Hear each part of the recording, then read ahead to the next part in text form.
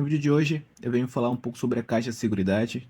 A companhia tem crescido bastante, então eu vou apresentar uma parte dos resultados do segundo trimestre de 2023. Também irei fazer uma análise dos indicadores fundamentalistas da companhia e apresentar o meu preço-teto.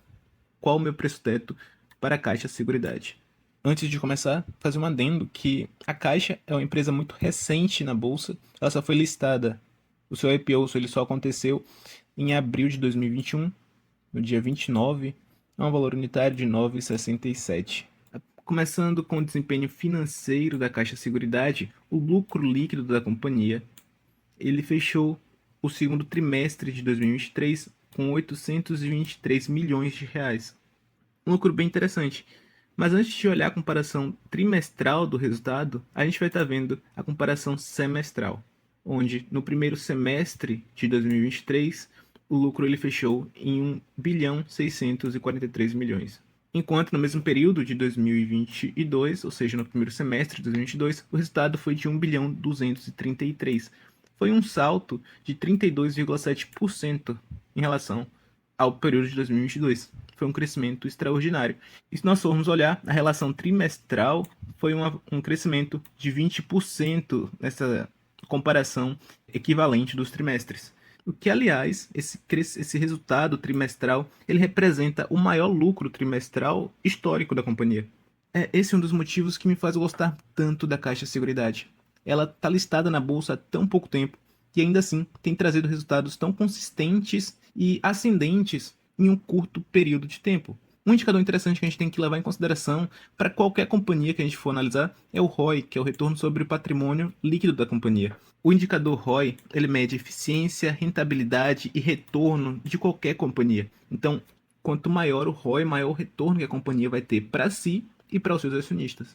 Por isso, esse crescimento do retorno da companhia, trimestre após trimestre, é um fator positivo que deve ser levado em consideração, não somente o resultado operacional dos seus lucros. Falando em lucro operacional, a gente também tem um crescimento nesse período trimestral e semestral do resultado, sendo de 36% na comparação trimestral, na comparação semestral, perdão, e de 22% na comparação trimestral. Se a gente for olhar o segundo trimestre em relação ao primeiro trimestre, teve uma queda de 0,1%, mas que é corrigido se a gente comparar com o segundo trimestre de 2022. Nos negócios de risco da companhia, que são considerados os ramos e segmentos, como a gente consegue ver aqui, o habitacional, vida, prestamista, residencial, assistência e alguns outros aqui, que são esses ramos de segmentos dos seguros e de serviços assistenciais.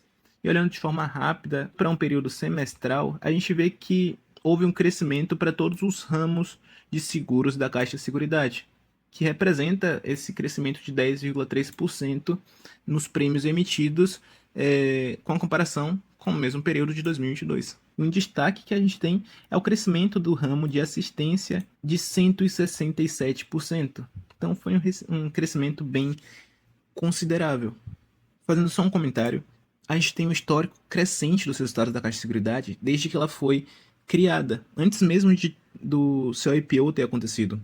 Então ela surgiu em 2015. De 2015 até 2023, atualmente, a Caixa tem apresentado um crescimento constante nos seus resultados. Para analisar qualquer empresa do setor de seguros, a gente tem que levar em consideração essa questão de sinistralidade que mede também o desempenho estratégico e operacional da companhia. E esse indicador, quanto menor, melhor. E a empresa, ela tem, apesar do crescimento no resultado operacional, tem representado queda ao longo do tempo. No primeiro trimestre, ela estava em 24,7 e aqui agora no segundo trimestre de 2023 está em 20,6. Tentar explicar o que é a sinistralidade seria basicamente você contratar o serviço de seguros de alguma empresa, mas você não utiliza ele, mas continua pagando ali mensalmente. Isso é favorável para a companhia, que representa essa baixa sinistralidade, ou seja, você fornece o serviço, mas a pessoa não necessita dele. E a junção de tudo isso aqui resultou em um crescimento de 19% na comparação semestral da margem operacional e um crescimento de 18,7% na comparação trimestral. A gente não teve somente resultados positivos, como podemos ver nos recursos arrecadados, já que a maior parte do segmento na, na arrecadação diz respeito à Previdência, que é de 89%, e a gente tem aqui 7% de consórcios e capitalização. A gente teve um crescimento extraordinário nessa parte de consórcios, de 377%. A gente teve um crescimento também, não foi tão acentuado assim, mas foi um crescimento de 69% nessa parte de capitalização. No entanto, teve queda aqui nessa parte de previdência, tanto na comparação trimestral e semestral, então não teve para onde fugir. A gente teve uma queda nessa parte de acumulação, mas que não é tão significativo assim por conta do todo. Como eu havia comentado, apesar dessa baixa na arrecadação por parte da Previdência, a gente ainda teve um crescimento nas reservas da companhia por conta do todo. Outra parte que a gente teve crescimento foi nos negócios de distribuição da companhia, que é as receitas de corretagem, sendo que se trata de uma nova modalidade para a Caixa e ainda assim tem sido lucrativo trimestre após trimestre. A gente vê essa comparação da, da margem operacional crescendo 14%, quase 15% na comparação de períodos equivalentes. Houve crescimento também em relação ao período anterior. A Caixa, ela possui um valor de mercado de 32 bilhões de reais, é cerca de metade que a BB Seguridade, que é a líder no setor de seguros nacional. Então, eu interpreto isso como sendo um espaço de crescimento possível para a Caixa de Seguridade e, como a gente viu nos resultados, ela tem potencial. Ela está crescendo de forma bem agressiva. Olhando a cotação da Caixa, no período de janeiro, ela estava cotada a R$ 7 e atualmente já está a 10,87. Ou seja, o mercado tem precificado e esse ainda não é o preço real da Caixa. Ela vale muito mais que isso aqui. Eu vou estar mostrando as projeções de preço teto para a companhia para você ter noção. Em relação aos proventos pagos, ela também tem sido consistente desde o período do seu IPO, que aconteceu em 2021. Ela entrou no mês 4, no mês 11, em novembro, ela já fez um pagamento que representou um yield de 2,93. Atualmente ela está pagando semestralmente, ou seja, 2 pagamentos no ano. Em 2022, logo um ano após o seu IPO, ela já traz uma remuneração de 7,77%. E atualmente ela só fez um pagamento até então, que foi de 50 centavos por ação, e ela já está com 7,85%. E muito provavelmente em novembro, que é quando ela vai realizar o seu segundo pagamento, como a gente viu em 2021 e em 2022, vai ser um provento extremamente agradável. Olhando os dividendos pagos por ano, houve crescimento. 2021 foi de 24 centavos, 2022 de 65 centavos, 2023 até agora foi de 50 centavos, mas eu acredito que vai vir em novembro, próximo desse resultado. Se não, então fazendo aqui o cálculo de preço teto projetivo, eu peguei o resultado do segundo trimestre de 2023, multipliquei ele por 4 para a gente ter um resultado anual.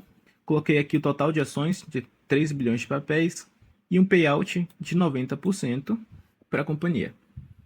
Isso aqui deu um lucro por ação de 1,10, perdão, e um DPA, né, em cima desse payout de 99 centavos. Sendo assim, o preço teto da Caixa Seguridade, no caso o meu preço teto da Caixa Seguridade, almejando a remuneração de 9%, é de 10,97. Mas, se você quiser uma remuneração, um dividend yield de 8%, o preço teto da Caixa Seguridade vai para R$ 12. Ou seja, bem acima do que ela está sendo cotada agora. E eu acredito que esse é o momento de aproveitar e aumentar a posição na companhia. Ela está crescendo a sua cotação e muito em breve eu acredito que o mercado vai precificar a Caixa no que de fato ela vale. Ou seja, essa cotação dela vai subir muito ainda.